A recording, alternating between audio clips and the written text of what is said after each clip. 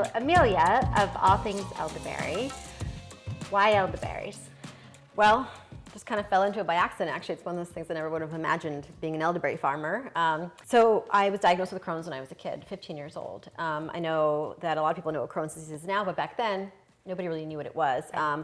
And I had no knowledge of natural health. I grew up on Lucky Charms and Entenmann's donuts and rice-a-roni, lots of rice-a-roni.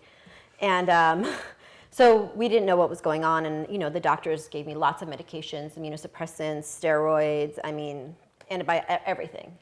They threw everything at me. I was in and out of hospitals being fed intravenously. So, just as I became an adult and, went through life and started having children and all the things, you learn and you grow and you find new things and you try to be better, I was on something called Remicade, which is infusions. I would go into the hospital and get infusions, and they basically just shut down your immune system. And I was always sick, just always sick. Weird things. I had folliculitis, hair follicle infections. I was just getting all kinds of random stuff. And I couldn't do the flu shot. Those didn't work for me. They made me very sick as well. So I would get a super flu after getting a flu shot. So I just started researching what else can I do. When I was pregnant with my son, I was 30 years old, pregnant with my son, and back in the hospital with the Crohn's flare.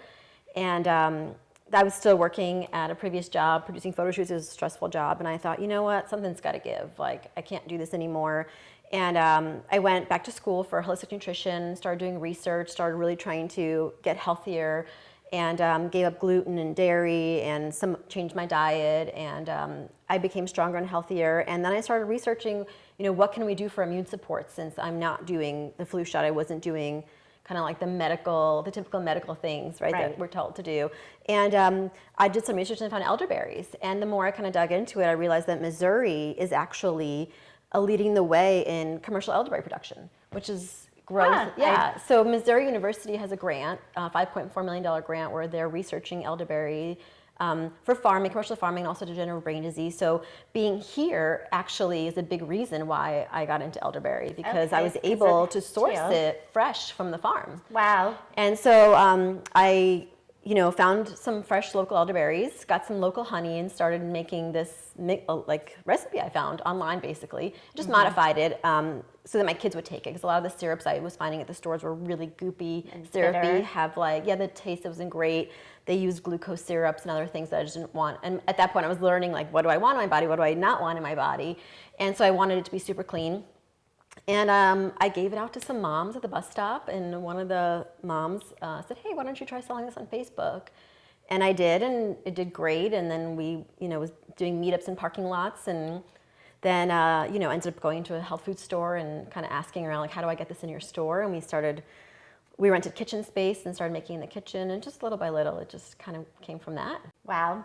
And so for people that are diving into this that are completely new, what are the health benefits of elderberries?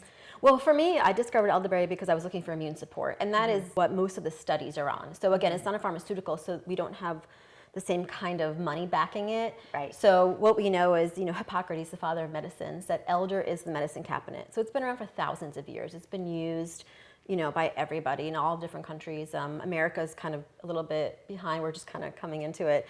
But mainly, if you look up the studies, it's for immune support. So antiviral, really antiviral. So if you can take it at the onset of being sick, kind of like a Tamiflu, but with no side effects, you can lower the duration by multiple days. It's also really high in antioxidants. So that's another thing for anti-aging, if you know about free radical damage to the body. And there's been now new studies that are coming out about degenerative brain disease, and that's one of the things that Missouri University is actually studying, the degenerative brain disease part. What is it doing? Is it breaking down the biofilm? What are the mechanisms? How's it working? We saw a lot of it with COVID. It was great for immune support during COVID. Right. And then I just did a post on our socials about diabetes. So it's also very good for diabetics.